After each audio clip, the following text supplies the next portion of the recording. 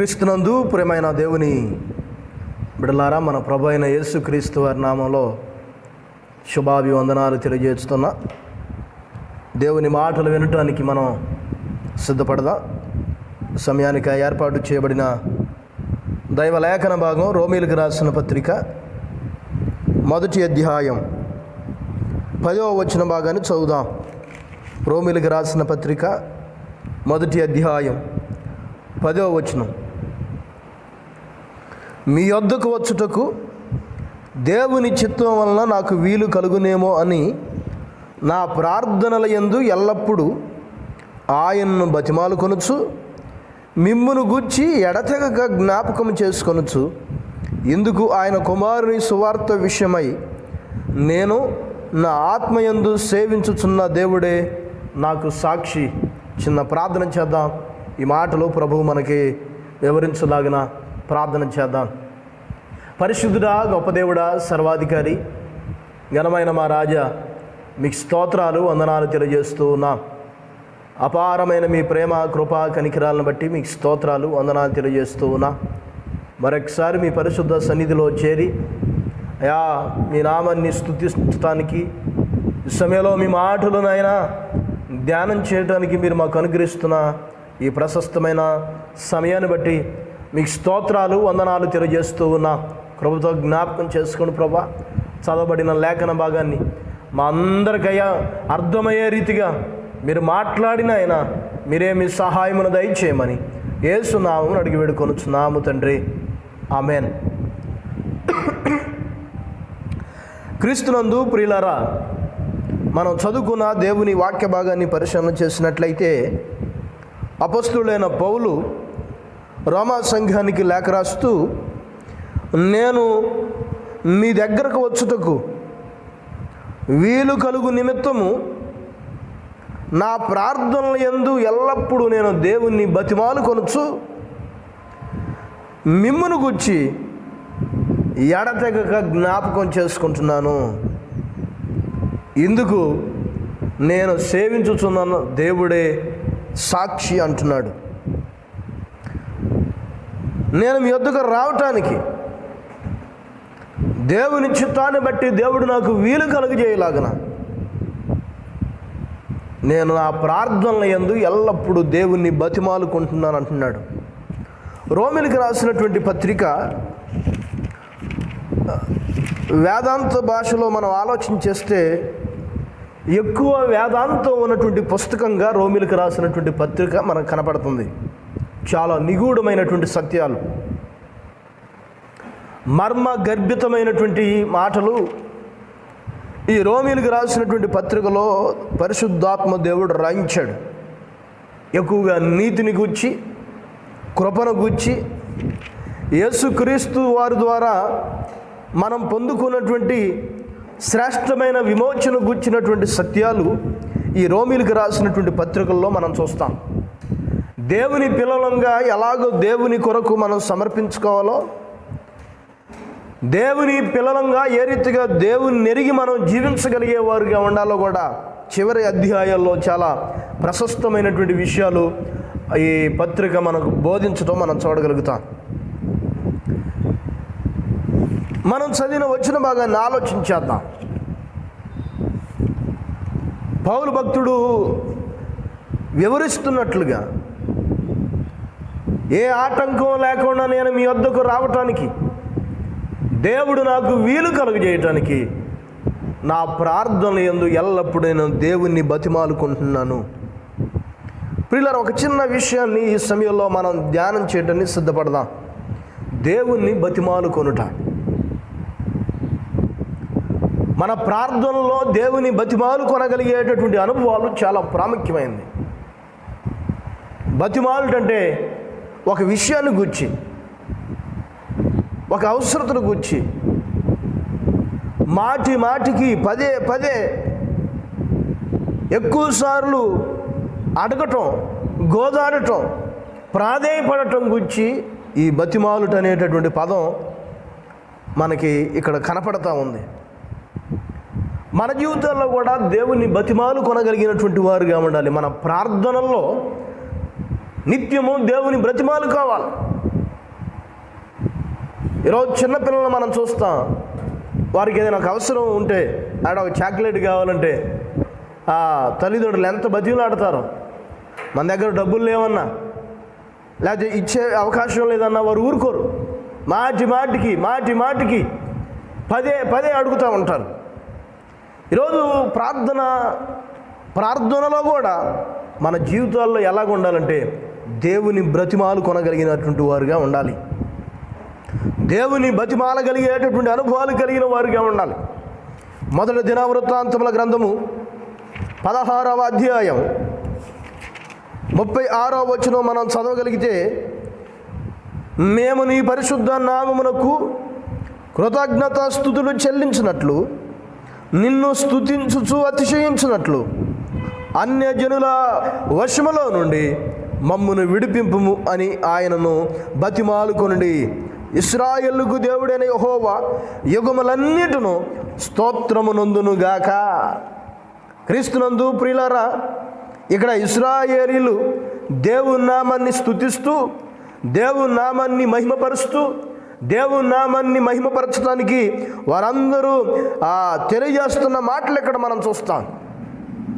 అన్యజనుల వశములో నుండి మన దేవుడు మనల్ని విడిపించేటట్లు ఆయన బతిమాలుకొనండి. దేవుణ్ణి బతిమాలు కొనగలిగినటువంటి అనుభవాలు ఈరోజు మనకు కావాలండి. ఎంతోమంది భక్తులు తమ ప్రార్థనలో నిత్యము దేవుణ్ణి బతిమాలుకున్నారు. ఎంతోమంది భక్తులు, ఎంతోమంది విశ్వాసుల జీవితాల్లో మనం చూస్తాం, వారి ప్రార్థనలో బ్రతిమలాడటం, వారు పొందుకోగలిగే అవసరతలు, వారికి కావలసినటువంటి మేలులు, వారి జీవితాల్లో అనుభవించే దేవుని కార్యాల కొరకు ఎంతగానో దేవుని సన్నిధిలో దేవునితో బ్రతిమలాడినటువంటి అనుభవాలను మనం చూస్తాం. ఈ సమయంలో కొంతమంది వ్యక్తుల జీవితాలను మనం పరిశీలన చేద్దాం, ఆలోచన చేద్దాం. ఎందుకు మన జీవితంలో బ్రతిమలాడాలో, మన ప్రార్థనలో ఎందుకు దేవుణ్ణి బ్రతిమలాడగలిగేవారుగా ఉండాలో దేవుని లేఖనాల్లో నుండి మనం కొన్ని పరిశీలన చేద్దాం. ప్రార్థనలో కొన్ని భాగాలు ఉంటాయి. ప్రార్థనలో దేవుని స్తుతించటం, ప్రార్థనలో విజ్ఞాపన చేయటం, ప్రార్థనలో కృతజ్ఞత స్తుతులు చెల్లించటం, ప్రార్థనలో బ్రతిమలాడటం. స్తుతి, విజ్ఞాపన, కృతజ్ఞత, అలాగే బ్రతిమలాడటం. ఇలాగ బ్రతిమలాడగలిగే అనుభవం చాలా ప్రాముఖ్యమైనటువంటిది. కొంతమంది వ్యక్తుల జీవితాలను, భక్తుల జీవితాలను ఆలోచించేద్దాం. వారు తమ ప్రార్థనలో దేవునిని బ్రతిమలాడటాన్ని బట్టి, దేవుని సన్నిధానంలో బ్రతిమలాడటాన్ని బట్టి వారు ఏం పొందుకొనగలిగేవారుగా ఉండాలో, ఈరోజు మనం బ్రతిమలాడటంలో ఉన్నటువంటి శ్రేష్టత్వం ఏందో, బ్రతిమలాడటంలో ఉన్నటువంటి మేలులేందో దేవుని లేఖనాల్లో కొన్ని విషయాలను మనం ఆలోచన చేయడానికి సిద్ధపడదాం. నిర్గమాకాండము 32వ అధ్యాయం, నిర్గమాకాండము 32వ అధ్యాయం ఒకసారి తెరిచి పెడదాం. 32వ అధ్యాయంలో జరిగినటువంటి సన్నివేశం మనం ఆలోచన చేస్తే, ఇశ్రాయేలు ప్రజలు దేవునికి తిరుగుబాటు చేసిన విధానం ఆడ మనకి కనబడతా ఉంది. ఏది దేవునికి తిరుగుబాటు అంటే, మోషే సీనాయి కొండ మీదకి వెళ్ళాడు, దాదాపు 40 దినాలు అయిపోవచ్చాయి. కానీ ఇశ్రాయేలు ప్రజలు అనుకున్నారు, ఐగుప్తులో నుండి మమ్మల్ని నడిపించినటువంటి మోషే ఏమైపోయాడో మాకు తెలియదు, నీవు మమ్మల్ని నడిపించడానికి, మాకు ముందర మాతో ఉండి నడిపించడానికి మాకు ఒక దేవతను తయారు చేయమని ఇశ్రాయేలు ప్రజలందరూ వచ్చి అహరోను దగ్గరకు రావటం, అహరోను ఒక అంటే వారి చెవులకు ఉన్నటువంటి బంగారు పోగులు నిమ్మని చెప్పి వాటితో ఒక బంగారు పాతదోడును తయారు చేసి ఆ పాతదోడును వారు ఆరాధించటం, ఆ పాతదోడును ముందు వారు గంతులు వేయటం, ఆ పాతదోడు ముందు నాట్యాలు చేస్తూ గొప్ప జయధ్వనులు చేస్తూ అల్లరితో కూడినటువంటి అనేకమైనటువంటి విధానాలు జరిగిస్తున్నటువంటి సమయంలో మోషే ఆ కొండ మీద నుండి దిగి రావటం, మోషేతో దేవుడు వివరిస్తాడయా, నీ ప్రజలు పాపం చేశారు, తిరుగుబాటు చేశారు. మోషే వెంటనే కొండ దిగొచ్చి తన చేతిలో ఉన్నటువంటి ఆ 2 రాతి పలకలు పగలగొట్టి ఇశ్రాయేలుకు పిలుపునిస్తే ఎవరైతే ఆ పోతదూడకు నమస్కరించినటువంటి వారు ఉన్నారో కొంతమంది అక్కడ మరణించడం మనం చూస్తాం. ఇశ్రాయేలు లేచి వారు కత్తి పట్టుకొని కొంతమందిని తమ వారిని హతమార్చడం మనం చూస్తాం. దాదాపు ఇంచుమించు 3,000 మంది ఆ రోజు ఆ తెగులు చేత, ఆ హింస చేత చనిపోవటం మనం చూస్తాం. ఆ సమయంలో మోషే చేసినటువంటి పని ఏంటంటే ఇశ్రాయేలు పక్షంగా నిలిచి దేవుని బ్రతిమలాడటానికి సిద్ధపడ్డాడు. దేవుని బ్రతిమలాడటానికి మరలా దేవుని సన్నిధానంలోనికి వెళ్ళాడు. అయ్యా, ఈ ప్రజలు యొక్క స్థితి నీకు తెలుసు. మీరు 32వ అధ్యాయం ఒకసారి 11వ వచనం మనం చదివితే మోషే తన దేవుడైన యెహోవాను బ్రతిమాలుకొని, యెహోవా, నీవు మహాశక్తి వలన బాహుబలము వలన ఐగుప్తు దేశంలో నుండి రప్పించిన నీ ప్రజల మీద నీ కోపం మండనేలా? నీ కోపం వీరి మీద నీ కోపాగ్నిని నీవు మండజేయదయ్యా. అదంతా తెగులొచ్చి ఆ ప్రజలంతా మరణించినటువంటి తర్వాత మరలా మోషే చేసినటువంటి పని ఏంటంటే, మీరు మరొక వచనం మీరు చదవండి, 32వ వచనం చదివితే, అయ్యో నీవు వారి పాపమును ఒకవేళ పరిహరించిదివా, లేని ఎడల నీవు రాసిన నీ గ్రంథములో నుండి నా పేరు తుడిచివేయమని బతిమాలు కొనుచున్నానెను. దేవుని నామానికి మహిమ కలుగును గాక. ఒక దైవజనుడు యొక్క స్థితి అందు ఇక్కడ కనపడుతుంది. మోషే ఇశ్రాయేలు ప్రజలకు తను నష్టపరుచుకోవటానికి ఎంత సిద్ధపడుతున్నాడు. అయ్యా, నీ ప్రజలు పాపం చేశారు, ఈ ప్రజలు తప్పు చేశారు, వీరు లోబడని వాళ్ళని ప్రజలు, ఇది నీకు తెలుసు. నీవు వీరి పాపాలను పరిహరించాలయ్యా, నీవు వీరి పాపాలను పరిహరించాలి. నీవు వీరి పాపాలను పరిహరిస్తావా, లేకపోతే నీవు రాసిన నీ గ్రంథంలో నుండి నా పేరు తుడిచివేయమని బతిమాలు కొనుచున్నాను నేను. మోషే దేవుని బ్రతిమలాడుకుంటున్నాడు. ఎందుకు బ్రతిమలాడుతున్నాడే అంటే ఇశ్రాయేలు యొక్క పాపమును క్షమించమని బ్రతిమలాడుతున్నాడు. ఇశ్రాయేలు మీద ఉన్నటువంటి దేవుని కోపం తొలగిపోయేటట్లు చేయమని బ్రతిమలాడుకుంటున్నాడు. ప్రేమైన దేవుని పిల్లలారా, ఈ సమయంలో దేవుని పిల్లలంగా, దేవుని బిడ్డలంగా ఆలోచించాలి. దేవుని పిల్లలంగా ఈరోజు మన ప్రార్థనలో దేవునితో ఏ రీతిగా మనం బ్రతిమలాడాలో మోషే జీవితంలో ఒక అనుభవాన్ని ప్రభు మనకు నేర్పిస్తున్నాడు. ఈరోజు నీవు కూడా బ్రతిమలాడాలి. పాడైపోతున్న నీ పిల్లల భవిష్యత్తు కొరకు, లోకంలో కలిసిపోతున్న నీ వారి జీవితాల కొరకు, నీ కుటుంబం కొరకు, పాపంలో విచ్చలవిడిగా జీవిస్తున్న నీ రక్త సంబంధికుల కొరకు దేవుని సన్నిధానంలో బ్రతిమలాడేటటువంటి వారిగా ఉండాలి.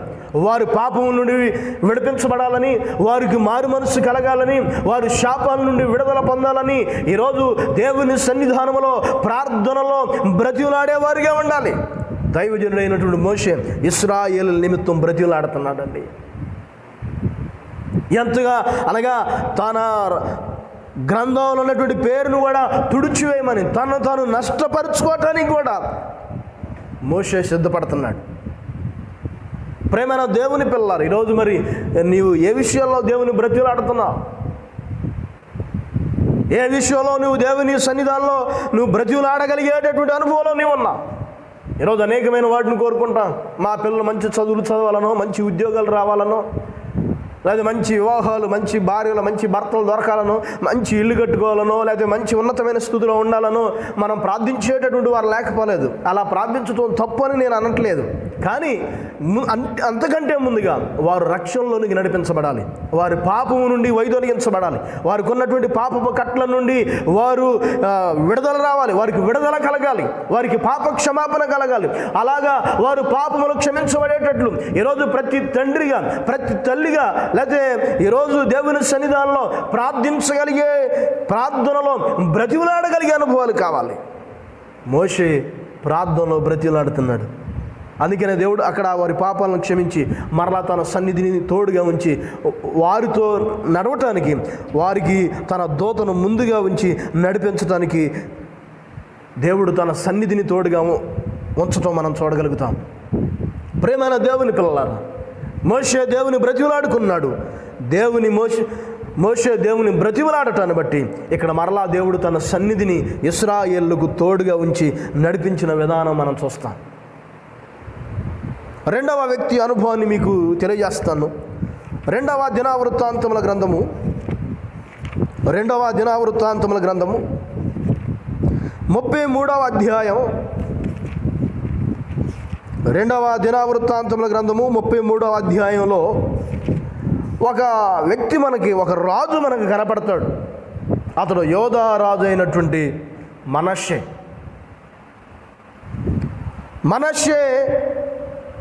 ఇశ్రాయేలు మీద రాజుగా పట్టాభిషేకం చేయబడినటువంటి తర్వాత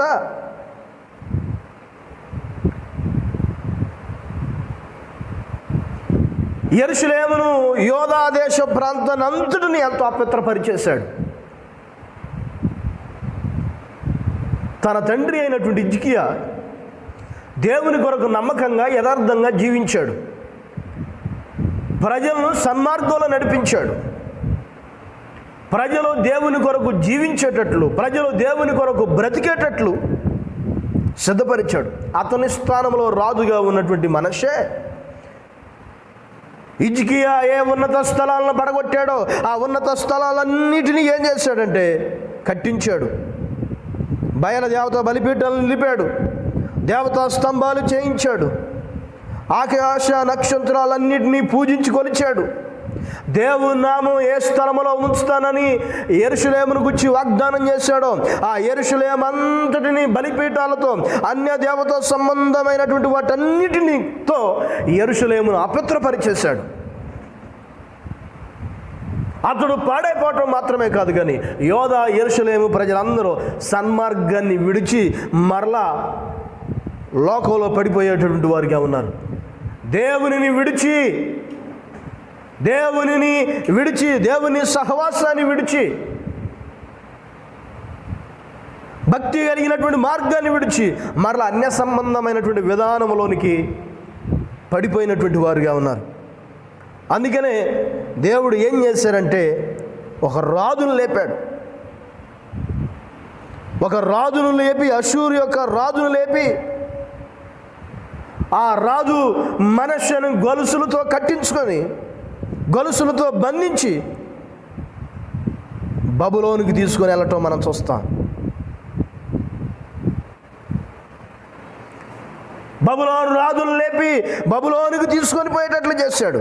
మీరు ఒకసారి చదవండి ఆ 33వ అధ్యాయం 11వ వచనం చదివి. కాబట్టి యెహోవా అష్షూరు రాజు యొక్క సైన్యాధిపతులను వారి మీదకి రప్పించును. మనష్షే తప్పించుకొని పోకుండా వారు అతన్ని పట్టుకొని గొలుసులతో బంధించి అతన్ని బబులోనుకు తీసుకొని పోయిరి. అతడు శ్రమలో ఉన్నప్పుడు తన దేవుడైన యెహోవాను బ్రతిమాలుకొని తన పితల దేవుని సన్నిధిని తాను బహుగా తగ్గించుకొని ఆయనకు మరలెడగా ఆయన అతని విన్నపము ఆలకించి యెరూషలేమునకును అతని రాజ్యంలోనికి అతనిని తిరిగి తీసుకొని వచ్చినప్పుడు యెహోవా దేవుడై ఉన్నాడని మనష్షే తెలుసుకొనెను. దేవుని నామానికి మహిమ కలుగును గాక. మనష్షే తిరుగుబాటు చేశాడు. మనష్షే దేవునికి దూరం అయిపోయాడు. ఎప్పుడైతే అష్షూరు రాజును లేపి గొలుసులతో బంధించి బబులోను చెరలో వేయించాడో, చెరసాలలో వేయించాడో, అప్పుడు మనష్షేకు దేవుడు గుర్తొచ్చాడు. అప్పుడు మనష్షేకు దేవుడు జ్ఞాపకం వచ్చాడు. శ్రమలో ఉన్నప్పుడు, ఆ చెరసాలలో వేయబడ్డప్పుడు, ఆ శత్రువు చెరలో ఉన్నప్పుడు అప్పుడు మనష్షే ఏం చేస్తున్నాడంటే దేవుని బ్రతిలాడటం మొదలుపెట్టాడు. దేవుని జ్ఞాపకం చేసుకోవటం మొదలుపెట్టాడు. ఎప్పుడైతే దేవుని బ్రతిమాలుకొని తాను తగ్గించుకోవటం మొదలుపెట్టాడో దేవుడు మరలా తన జ్ఞాపకం చేసుకున్నాడు. దేవుడు అతను జ్ఞాపకం చేసుకొని ఆ సరసాల అనుభవం నుండి మరలా యెరూషలేములోనికి నడిపిస్తే యెహోవా దేవుడే ఉన్నాడని మనష్షే తెలుసుకున్నాడు. ప్రేమైన దేవుని బిడ్డల రెండవ అనుభవం, ఇక్కడ మనష్షే దేవుని బ్రతిమలాడుకోవటాన్ని బట్టి అతనికి విడుదల దొరికింది, విడుదల కలిగింది. సరసాలలో నుండి విడుదల. మనష్షే దేవుని బ్రతిమలాడటాన్ని బట్టి విడుదల దొరికింది అతనికి. ఈరోజు నీకు విడుదల కలగాలంటే నీ సంఖ్యల నుండి, నీ ప్రభావాల నుండి, లోక సంబంధమైన శక్తుల యొక్క ప్రభావాల నుంచి, లేకపోతే అనేకమైనటువంటి భారాలు, ఆర్థిక భారాల నుంచి, మనోవేదనతో మనోచింతతో నలిగిపోతున్న నీ జీవితాలకు విడుదల కలగాలంటే, ప్రశాంతత కలగాలంటే దేవుని సన్నిధానంలో ప్రార్థనలో బ్రతిమలాడుకొనగలిగినటువంటి అనుభవాలు కావాలి. బ్రతిమలాడగలిగేటటువంటి జీవితాలు కావాలి. బ్రతిమాలేటటువంటి అనుభవాలు కావాలి. మనుష్య దేవుని బ్రతిమలాడాడు, సరసాలలో నుండి అతన్ని విడిపించాడు. నువ్వు ఈ రోజు ఏ బంధకాల్లో ఉన్నావో నాకు తెలియదు, నువ్వే సంఖ్యలలో ఉన్నావో నాకు తెలియదు, ఏ ప్రభావం మధ్యలో నువ్వు ఇరికించబడ్డావో, ఎవరి చేత నువ్వు నలిగిపోతున్నావో, ఏ చెరలో నీవు ఉన్నావో, ఏ కట్లలో నువ్వు బంధించబడ్డావో, ఆ బంధకాలలో నుండి నీకు విడుదల కలగాలంటే దేవుని సన్నిధానంలో దేవుని బ్రతిమలాడుకొనగలిగినటువంటి వారుగా ఉండాలి. దేవుని సన్నిధానంలో ప్రార్థనలో నువ్వు బ్రతిమలాడుకొనగలిగేటటువంటి స్థితిలో ఉంటే నీ ప్రతి బంధకాల నుండి ఆయన నీకు విడుదల కలుగజేస్తాడు. ప్రతి బంధకాలలో నుండి నీకు ఆయన సహాయం చేస్తాడు. మోషే దేవుని బ్రతిమలాడుకున్నాడు. ఇశ్రాయేలు పాపాన్ని ఆ సమయంలో క్షమించి తన సన్నిధిని తోడుగా ఉంచాడు. మనష్షే దేవుని బ్రతిమలాడాడు, అతనికి సరసాల్లో నుండి అతన్ని విడిపించాడు. మూడవ అనుభవం మీకు తెలియజేస్తాను. నెహెమ్యా గ్రంథము 1వ అధ్యాయం 11వ వచనం చదువుదాం. యెహోవా చెవియొగ్గి నీ దాసుడునైన నా మొరను, నీ నామమును భయభక్తులతో ఘనపరచుతూ యందు ఆనందించు నీ దాసుల మొరను ఆలకించి ఈ దినమందు నీ దాసుని ఆలోచన సఫలపరిచి ఈ మనుషుడు నా యందు దయచూపునట్లు అనుగ్రహించమని నిన్ను బతిమాలుకొనుచున్నాను అని ప్రార్థించితిని. నేను రాజునకు గిన్నె అందించువాడునై ఉంటిని. నెహెమ్యా అర్తహషస్త రాజు దగ్గర పానదాయకుడు కనుక గిన్నె అందించేటటువంటి వాడై ఉన్నాడు. అతని ఆస్థానంలో ఒక ఉద్యోగం చేసేటటువంటి స్థితిలో ఉన్నాడు. యెరూషలేము పట్టణం పాడైపోవటం, యెరూషలేము పట్టణం నాశనం అయిపోవటం, యెరూషలేము పట్టణం శిథిలమైపోయి మరలా యెరూషలేము పట్టణం కట్టబడి దేవుని మందిరం కట్టబడి ఆ పడిపోయినటువంటి ప్రాకారాలు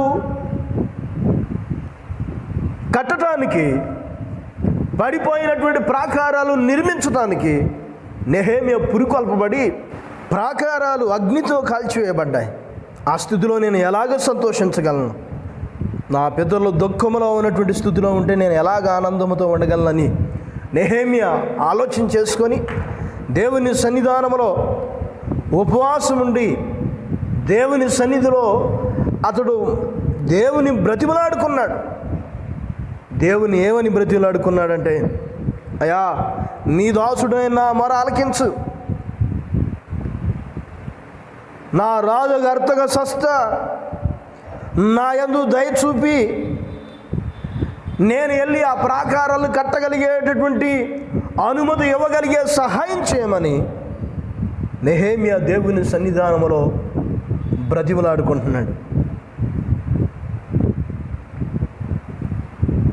నెహెమ్యా దేవుని సన్నిధానంలో ప్రార్థనలో బ్రతిమలాడుతున్నాడు. ఆ 2వ అధ్యాయంలో జరిగిన సన్నివేశం చూస్తే రాజుకు గిన్నె అందించడానికి వెళ్ళినప్పుడు మనోవిచారం కలిగినటువంటి వాడై ఉండటం, అర్తహషస్త చూడటం, అతన్ని విచారణ చేయటం, నువ్వు ఎందుకు ఈ దుఃఖంగా ఉన్నావు, ఎందుకు నువ్వు ఇలాగా మనోవేదనగా కలిగిన స్థితిలో ఉండటం మేము చూస్తున్నామని చెప్పినప్పుడు, అయా నా పితరులు నివసించే పట్టణమైనటువంటి యెరూషలేము పాడైపోయింది, ప్రాకారాలు కాల్చివేయబడ్డాయి, మీరు నా యందు దయ ఉంచి మరలా ఆ ప్రాకారాలు కట్టగలిగేటటువంటి స్థితిలో, నిలపగలిగేటటువంటి స్థితిలో ఉండటానికి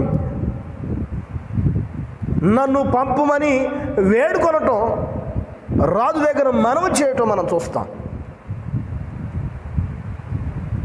అలాగ మనవి చేసేటటువంటి సమయంలో రాజు దాని కూడా సానుకూలంగా స్పందించి అతడే అధికారులను ఇచ్చి కొన్ని తాకీదులు రాయించి సేనాధిపతులను, గుర్రపు రౌతులను కూడా నెహెమ్యాతో కలిసి పంపించడం మనం చూడగలుగుతాం. ప్రియులారా, ఇక్కడ నెహెమ్యా దేవుని బ్రతిమలాడుకున్నాడు.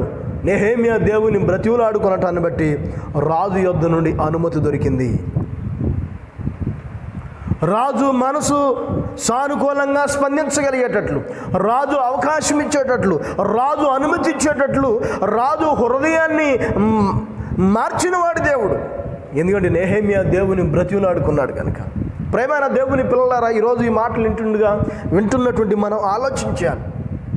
ఈరోజు నీ పిల్లలు ఒక కార్యం చేస్తున్నారా, ఒక పని చేస్తున్నారా, ఒక ఉద్యోగానికి వెళ్తున్నారా, లేదా ఏదైనా ఒక కార్యం తలపెట్టుకొని వెళ్తున్నారా, అధికారుల ముందు నిలబడబోతున్నారా, గొప్పవారి ముందు నిలబడబోతున్నారా, వారి కొరకు ప్రార్థన చేయాలి. నువ్వు దేవుని బ్రతిమలాడుకోవాలి. వారు ఎవరి ముందు నిలబడుతున్నారో వారి ఎలా వీరిని చూసి దయ పుట్టించి దయగలిగిన హృదయాన్ని వారికి దయచేసేటట్లు, దయగలిగినటువంటి మనసును వారికి కలిగేటట్లు ఈరోజు దేవుని సన్నిధానంలో బ్రతిమలాడితే తప్పక వారు ఎక్కడ నిలబడతారో అక్కడ వారి మన్నలను పొందుకొనగలుగుతారు. ఎక్కడ నిలబడగలుగుతారో అక్కడ వారి దయను పొందుకొనగలుగుతారు. ఎక్కడ నిలబడగలుగుతారో అక్కడ వారు ఉన్నతమైనటువంటి వారి కటాక్షాన్ని అనుభవించగలుగుతారు. వారు చదువుతున్న, పరీక్షలు రాస్తూ ఉన్నా వారి కొరకు నువ్వు దేవుని సన్నిధానంలో బ్రతిమలాడుకుంటే వారు రాసే ఆ ప్రశ్నపత్రం దేవుడు వారికి తేలిక చేస్తాడు. నువ్వు వారి పక్షాన దేవుని సన్నిధానంలో నువ్వు ప్రార్థన చేస్తే, దేవుని బ్రతిమలాడుకుంటే రాజు మనసును మార్చి ఇక్కడ రాజు అనుమతి ఇచ్చేటట్లు దేవుడు చేశాడండి. నెహెమ్యా దేవుని బ్రతిమలాడుకొనగా దేవుడు రాజు మనసు మార్చి అనుమతి ఇవ్వగలిగేటట్లు చేశాడు. కాబట్టి క్రీస్తునందు ప్రేమైన దేవుని పిల్లలారా, ఈ మాటలు వింటున్నటువంటి మన జీవితాల్లో కూడా మనం పరిశీలన చేయాలి. ఈరోజు మన జీవితాల్లో, మన పిల్లల జీవితాల్లో నువ్వు జరిగించే ప్రతి కార్యం సఫలం చేయబడగలిగేటటువంటి స్థితిలో ఉండాలంటే దేవుని బ్రతిమలాడుకోవాలి. నువ్వు బ్రతిమలాడితే ఎవరి నిమిత్తం నువ్వు బ్రతిమలాడుతున్నావో వారు పక్షాన దేవుడు తన కార్యాన్ని సఫలం చేస్తాడు. 4వ విషయాన్ని మనం పరిశీలన చేసినట్లయితే హోషేయ గ్రంథము 12వ అధ్యాయము 4వ వచనాన్ని చదువుదాం. హోషేయ గ్రంథం 12వ అధ్యాయం 4వ వచనం. అతడు దూతతో పోరాడి జయమొందెను, అతడు కన్నీరు విడిచి అతని బతిమాలెను. బేతేలులో ఆయన అతనికి ప్రత్యక్షమాయను, అక్కడ ఆయన మనతో మాట్లాడెను. ప్రియులారా, ఈ మాట యాకోబును గురించి తెలియజేస్తూ ఉంది. తల్లి గర్భమందు యాకోబు తన సహోదరుని మడిమను పట్టుకొనెను, మగసిరి గలవాడై అతడు దేవునితో పోరాడెను. అతడు దూతతో పోరాడి జయమొందెను, అతడు కన్నీరు విడిచి అతన్ని బతిమాలెను. ఆదికాండం 32వ అధ్యాయంలో జరిగినటువంటి సన్నివేశాన్ని ఇక్కడ హోషేయ ప్రవక్త ఎత్తు చూపిస్తున్నాడు. ఆ 32వ అధ్యాయంలో యాకోబు రాత్రి దేవుని దూతతో పెనుగులాడినటువంటి సన్నివేశం. దేవుని దూతతో పోరాడి జయమొందెను. అక్కడ అంటున్నాడు, అతడు మగసిరి గలవాడై దేవునితో పోరాడెను, అతడు కన్నీరు విడుచుచు దేవుని బ్రతిమలాడుకొనెను. ఏమని బ్రతిమలాడుకున్నాడంటే, నీవు నన్ను దీవిస్తావా లేదా, నీవు నన్ను ఆశీర్వదిస్తావా లేదా, నీవు నన్ను దీవించు వరకు నేను నిన్ను విడిచిపెట్టను. ఆదికాండం 32వ అధ్యాయం 26వ వచనం చదివితే, ఆయన తెల్లవారుచున్నది గనుక నన్ను పోనిమ్మనగా అతడు, నీవు నన్ను ఆశీర్వదించితేనే కానీ నిన్ను పోనీయనెనో. యాకోబు దేవుని దూతతో పెనుగులాడుతున్నాడు. ఆ రాత్రి మామ ఇంటి నుండి తన తండ్రి స్వదేశానికి వచ్చేటటువంటి మార్గ మధ్యలో ఎబ్బోకు రేవు దాటాడు. తన భార్యలను తన మందలను ముందు పంపించాడు. యాకోబు ఒక్కడ మాత్రమే మిగిలిపోయాడు.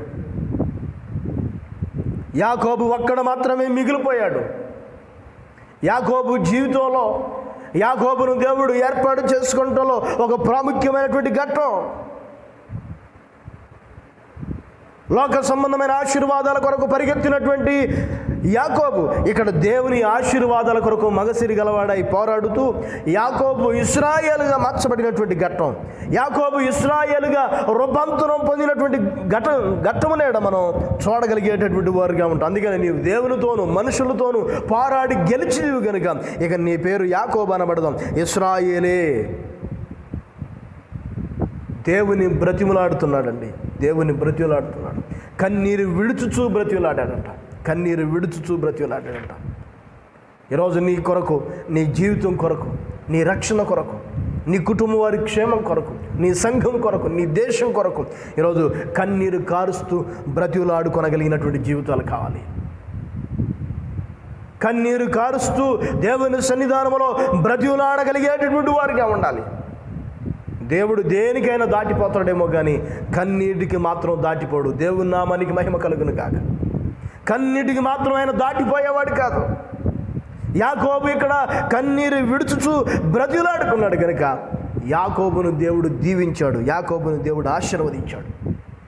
ఈరోజు నీ జీవితంలో ఆశీర్వాదాలు కలగాలంటే, ఈరోజు నీ జీవితంలో మేలులు కలగాలంటే, ఈరోజు నీ జీవితంలో, నీ కుటుంబంలో దీవెనలు, ఆశీర్వాదాలు కలగాలంటే నువ్వు కన్నీరు విడుచుచూ దేవుని బ్రతిలాడుకోవాలి. యాకోబు ఇక్కడ రూపాంతరం చెందబడటానికి, మార్పు చెందటానికి యాకోబు సంసిద్ధపడ్డాడు. ఎందుకంటే దాదాపు 2-3 పర్యాయాలు అబద్ధం ఆడాడు. తన అన్నకిచ్చి ఆశీర్వాదాలు పొందుకోవడం కొరకు తన తండ్రితో అబద్ధం ఆడాడు. నీ పేరు ఏం పేరు అంటే, నా పేరు ఏశావు అన్నాడు. కానీ ఇక్కడ నీ పేరేమని దేవుని దూత అడిగితే యాకోబు అంటున్నాడు. ఆ మరుసటి రోజు నుండి యాకోబు యొక్క జీవన విధానంలో మార్పును మనం చూడగలుగుతాం. కుంటుకుంటూ నడిచిన స్థితిలో చూస్తాం. ఎందుకంటే ఆ తొడ మీద దేవుని దూత గట్టిగా చరచటాన్ని బట్టి దేవుని దూతను విడిచిపెట్టాడు యాకోబు. కాబట్టి ప్రియమైన దేవుని పిల్లలారా, దీవెనలో ఆశీర్వాదాలు ఒట్టిగే రావండి. దేవుని సన్నిధానంలో నువ్వు మార్పు నొంది కన్నీరు విడిచి దేవుని బ్రతిమలాడుకొనగలిగేటటువంటి అనుభవాలు నీ జీవితంలో ఆశీర్వాదాన్ని తీసుకొస్తాయి, ఆశీర్వాదాన్ని తీసుకొని వస్తాయి. కాబట్టి ఈ సమయంలో ఈ మాటలు వింటున్నటువంటి మన జీవితంలో మనం ఆలోచన చేయగలిగే వారుగా ఉండాలి, పరిశీలన చేయాలి. దేవుని బ్రతిమలాడుకొనగలిగేటటువంటి అనుభవం చాలా శ్రేష్టమైనటువంటిది. మోషే బ్రతిమలాడుకున్నాడు, ఇశ్రాయేలు పాపాన్ని క్షమించి తన సన్నిధిని తోడుగా ఉంచాడు. మనష్షే దేవుని బ్రతిమలాడుకున్నాడు, చెరసాలలో నుండి విడిపించాడు. నెహెమ్యా దేవుని బ్రతిమలాడాడు, రాజు అనుమతి దొరికింది. యాకోబు బ్రతిమలాడాడు, ఆశీర్వాదం పొందాడు.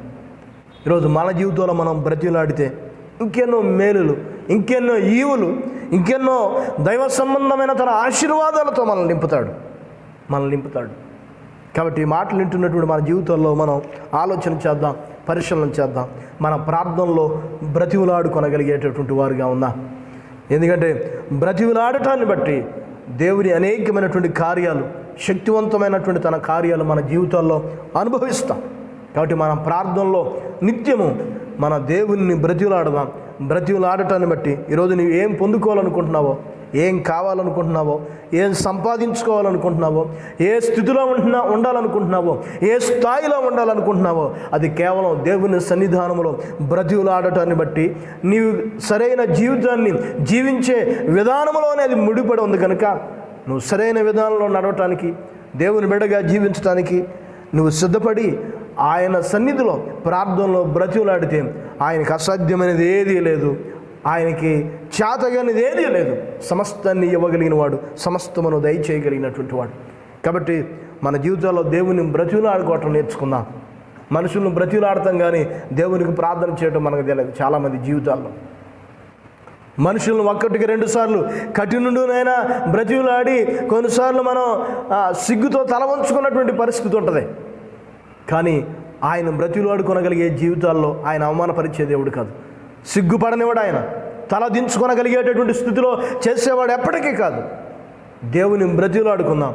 దేవుని ఆత్మ సంబంధమైన ఆశీర్వాదాలు మన జీవితాల్లో నిండారులుగా అనుభవిద్దాం. అటువంటి కృప పరిశుద్ధాత్ముడు మనందరికీ సహాయం చేయలాగిన ప్రార్థన చేద్దాం. పరిశుద్ధుడా, గొప్ప దేవుడా, సర్వాధికారి, ఘనమైన మా రక్షక, మీ గొప్ప నామాన్ని బట్టి మీకు లెక్కలేని వందనాలు, స్తుతులు, స్తోత్రాలు తెలియజేస్తూ ఉన్నా. కనికర సంపన్నుడా, కృపచూపు దేవుడా, అపారమైన మీ నామాన్ని బట్టి మీకు లెక్కలేని వందనాలు, స్తోత్రాలు తెలియజేస్తూ ఉన్నాం. మా ప్రార్థన జీవితాల్లో, మా ప్రార్థనలో మిమ్మల్ని బ్రతిమలాడగలిగే వారిగా ఉండాలని కొన్ని విషయాల ద్వారా కొన్ని విషయాలు కొంతమంది భక్తుల జీవితాల్లో నుండి మీరు మాకు నేర్పించారు. మేము ఆ స్థితిని కలిగి ఉండటానికి వారిలాగా మీ సన్నిధానంలో మేము బ్రతిమలాడి అనేకమైన ఈవులు మా జీవితంలో పొందుకొనగలిగినటువంటి భాగ్యాన్ని దయచండి. ఈ మాటలు వీక్షిస్తున్న మా ప్రియులందరినీ దర్శించండి అయా. మీ బిడ్డలైన వారందరినీ బలపరచండి. బ్రతివులాడుకొనగలిగిన ప్రార్థన అనుభవాలను దయచేసి ఆత్మసంబంధం ప్రతి ఈవిని పొందుకొనగలిగిన భాగ్యాన్ని దయచేయమని యేసు నామమున అడిగి వేడుకొనుచున్నాము తండ్రి. ఆమేన్. క్రీస్తునందు ప్రేమైన దేవుని పిల్లలారా, ఈ మాటలు వీక్షిస్తున్న మీ అందరికీ శుభాభివందనాలు తెలియజేస్తున్నా. మీ దేవుడు మిమ్మల్ని, మీ కుటుంబాలను దీవించునుగాక.